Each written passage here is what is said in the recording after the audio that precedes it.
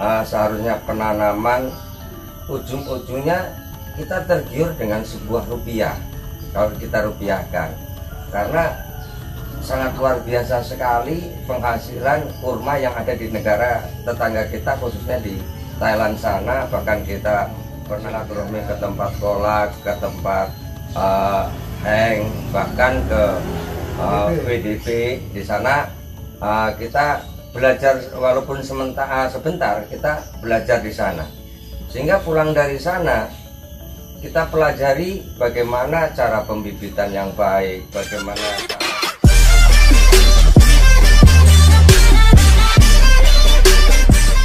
warahmatullahi wabarakatuh. Salam semangat selalu kepada penggiat kurma seluruh Indonesia.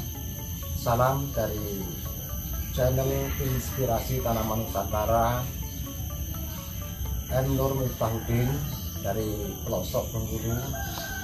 Alhamdulillah sahabat, pada saat ini kita silaturahmi ke tempatnya Pak Ki Hasan guna mengkaji perkembangan kurma yang ada di wilayah Lampung, khususnya di wilayah Tulang Bawang, yang kita ngobrol-ngobrol berbincang-bincang dengan Pak Ki Hasan. Beberapa daripada pohon kurma yang beliau tanam di lahan sempit ini sudah memunculkan mayang, baik mayang betina maupun mayang jantan.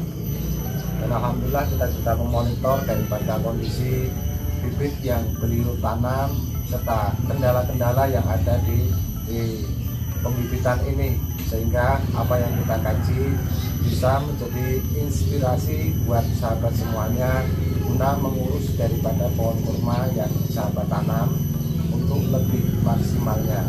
Kita ngobrol-ngobrol dengan Pak Ki Hasan, meminta pencerahan dan pengalamannya agar apa yang menjadi riset daripada Pak Ki Hasan, walaupun skalanya skala mini, tapi menjadi bagian daripada riset keberhasilan kurma yang ada di Indonesia. Monggo Pak Ki diceritakan motivasinya menanam daripada kurma, terus kayak apa, keluh kesahnya, jerih payahnya, atau barangkali kesulitannya pada saat merawat kurma yang ada di tempat ini. Monggo Pak Ki.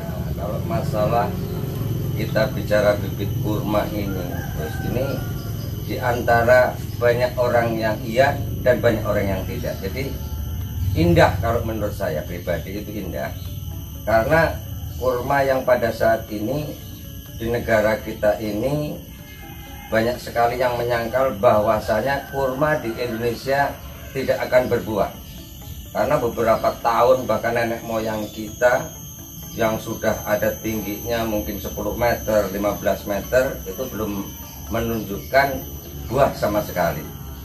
Tatkala kita sering ngobrol dengan kawan-kawan, sering ngobrol dengan orang-orang di sekitar kita, sehingga kita ingin sekali bagaimana merawat pohon kurma ini bisa hidup, terutama kalau masalah buah kita nggak pernah memikirkan sama sekali. Yang penting bisa hidup, segar, enak dipandang mata, itu tujuan awal. Tujuan awal itu kita ingin sekali nanam buat hiasan rumah lah. Hiasan rumah itu pun kita tanpa memikirkan sunnah, tanpa memikirkan apapun asal muasalnya. Nah, setelah dari situlah kita senang. Nah, kebenaran pada waktu itu kita main ke negara tetangga. Main ke negara tetangga, di sana belajar tentang kurma, bagaimana cara merawat kurma, bahkan bagaimana seharusnya penanaman ujung-ujungnya kita tergiur dengan sebuah rupiah kalau kita rupiahkan, karena sangat luar biasa sekali penghasilan kurma yang ada di negara tetangga kita, khususnya di Thailand sana. Bahkan kita pernah turun ke tempat kolak, ke tempat heng, bahkan ke WDP. Di sana kita belajar, walaupun sebentar kita belajar di sana, sehingga pulang dari sana kita pelajari bagaimana cara pembibitan yang baik, bagaimana cara kita mengecap. Di awal perjalanan hampir putus asa karena tidak sesuai dengan angan-angan pada waktu itu. Tatkala kita nyemai biji yang kita perkirakan ini 100, ini bakal tumbuh 90%. Nggak taunya banyak kegagalan juga di situ. Sehingga yang sudah kita tanam, yang sudah kita kecambahkan terus kita pindah ke polybag, angkatan mau pecah daun itu juga banyak permasalahan. Terus nanti akan pindah dari polybag kecil ke planter bag, itu juga masih banyak permasalahan. Cuman tidak menjadikan kecil hati kita untuk belajar tentang budidaya kurma ini. Alhamdulillah saat ini boleh dikatakan ya kalau berhasil 100% enggak, 90% pun enggak, tapi sudah membahagiakan buat kita sendiri. Ini khususnya buat kita sendiri, karena belajar kita pun di sini dari kawan-kawan selain di luar sana, yang jelas intinya pembelajaran ini kita gali itu dari AKN, Gus. Dari AKN yang membimbing kita, bahkan menyediakan bibit. Ya, dari situlah kita belajar sama AKN. AKN selalu berbagi kepada warga masyarakat.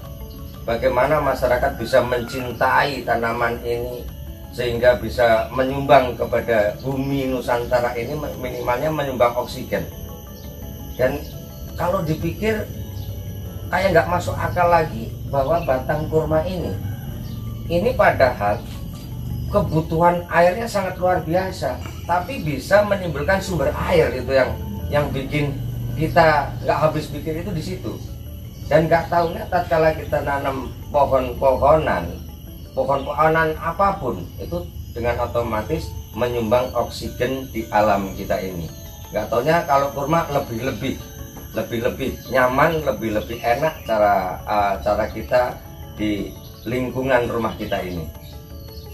Bibit yang ada ini kesemuanya dari biji ya Pak? Bibit yang ada kesemuanya alhamdulillah dari biji. Jenisnya apa aja ini Pak? Ini kebenaran kita pada waktu itu pertama-tamanya kita bibit itu KL, Gus. KL itu pun kita bukan beli asalnya, itu dikasih sama AKN untuk belajar, itu KL. Tapi alhamdulillah sekarang KL kalau 3000 bibit masih ada, Gus. Terus KL ini ada H1, ada Keneji, ada Ajwa, terus lagi masih ada Barhi, ditambah lagi Mulzapati, DN, kurang lebihnya sekitar 9 jenis, Gus, yang kita sementara kita tanam dan pembibitan di lingkungan rumah kita ini. Karena bertanya kepada Pak D. Hasan, bagaimana ini kira-kira Pak D. Hasan permasalahan kendala yang ditanam di lahan, kemudian pertanyaan daripada pemirsa dan pertanyaan bagi pekurma Indonesia tentunya ada apa belum kira-kira bahwasanya kurma yang ditanam di lahan di sini yang sudah mulai mengeluarkan mayang, Pak D. Alhamdulillah, ini kalau menurut saya pribadi dan kawan-kawan yang sudah mempunyai kurma sebatang, 2 batang, 10 batang, ini merasa bangga sekali. Masalah bangga sekali, bukti nyatanya di Lampung ini sudah banyak bermunculan bunga. Bahkan di tempat kita ini dan bibit dari kita yang ada di sini ini sudah banyak sekali yang mengeluarkan buah. Tapi ya masih karena kita dari biji, jadi belum nggak bisa memastikan ini bukan perempuan. Tapi alhamdulillah walaupun bibit dari biji ini sudah banyak yang berbunga. Kurang lebihnya kalau di lingkungan kita dan yang dibawa oleh kawan sekitar 25 ke 30 batang lah. 30 batang. Ya, sekitar itu. Luar biasa sekali Pak D. Kalau untuk kesulitan di lapangan bagaimana Pak D mengantisipasi daripada permasalahan penyakit kurma, kesulitan-kesulitan di lahan? Kalau kita lihat kan rumah Pak D. Hasan ini kan lumayan subur-subur. Ini kalau ada triknya ini bagaimana kira-kira Pak D? Kalau masalah trik dan masalah penanaman, yakin orang itu pintar dengan orang-orang yang aslinya tani. Kalau saya pribadi ini dikatakan tani tapi nggak punya lahan tadinya, Gus. Nah, dikatakan usaha yang lain, kita nggak punya usaha. Jadi kita sangat sederhana sekali. Umurnya sekitar 28 bulan ini, 28 bulan, 2 tahun setengah, lebih 2 bulan, berarti 28 bulan ini dari tanam. Ini cukup kita gali aja tadinya itu. Kita gali, memang kita gali itu agak lebar. Ini 80 nah, persegi. Terus dalamnya itu ini cuman kita bikin pada waktu itu 70. Jadi supaya kita gembur, karena tanah kita ini wah sangat keras sekali nih, keras banget ini, kerikil bahasa Jawanya itu. Nah ini setelah itu kita kasih pasir terlebih dahulu, kita kasih pupuk kandang, kita kasih tanah, terus kita kasih pupuk, kita tanam cuman begitu. Itu awal penanaman. Nggak tahunya di luar sana bukan hanya digali saja, itu ada yang pakai gundukan, ya, itu bagus. Cuman kalau menurut saya lebih kuat yang kita tanam di dataran macam ini. Kalau tanahnya itu normal, Gus. Terkecuali itu rawa, ada terkecuali itu memang tanah-tanah lembab, memang ya harus gitu.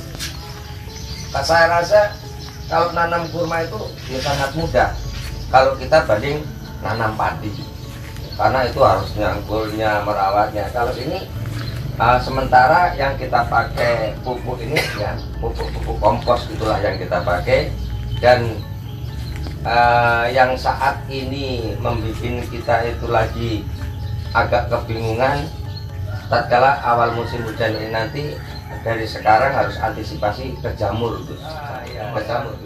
Yang jelas cuman antisipasi ke jamur, jangan sampai kita menyemprot jamur itu tatkala sudah terserang. Kalau bisa pencegahan itu nggak rumit, merawat kurma sebenarnya nggak rumit.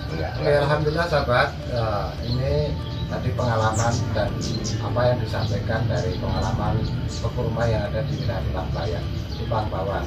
Yang terakhir kita minta motivasi dari Pak Hasan, kayak apa motivasi kita dan motivasi untuk pekurma yang pada saat ini mengadakan riset, mengadakan kajian menanam kurma di seluruh wilayah Indonesia. Yang jelas motivasinya ini kepada kawan-kawan kita sekalian, baik penggiat kurma yang sudah lama sebelum kita belajar berkurma, maupun yang bareng-bareng seletingan kita, ataupun yang baru belajar di kurma Nusantara ini. Harapan dari kita jangan pernah putus semangat, karena kita sekalian belum tahu yang sebenarnya langkah apa dan bagaimana di alam Indonesia ini, di tanah bumi pertiwi ini, untuk membuahkan itu. Pokoknya kalau masalah buah udah jangan dipikirkan dulu. Yang penting kalau bagi kita, yang penting hidup dulu, subur dulu, cukupi nutrisinya, yakin akan berbakti kalau kita nanti mau merawatnya. Alhamdulillah sahabat, demikian bincang-bincang kita dengan kurma yang ada di wilayah Pangbawan. Mudah-mudahan menjadikan referensi bagi kita, bagi sahabat semuanya yang pada saat ini mempertanyakan kurma saya tidak berbuah-buah. Yang jelas kita urus. Mudah-mudahan apapun yang dengan tanam, baik skala mini maupun skala luas, terus kita kaji, kita riset, yang mudah-mudahan ketemu menjadi bagian daripada riset kurma yang ada di Indonesia. Dan harapan yang paling akhir, mudah-mudahan keberhasilan daripada riset nantinya menjadikan ekonomi pekurma, ekonomi daripada rakyat Indonesia yang membudidayakan kurma menjadi jauh lebih baik. Kurang lebih saya mohon maaf. Saya akhiri. Assalamualaikum warahmatullahi wabarakatuh. Waalaikumsalam.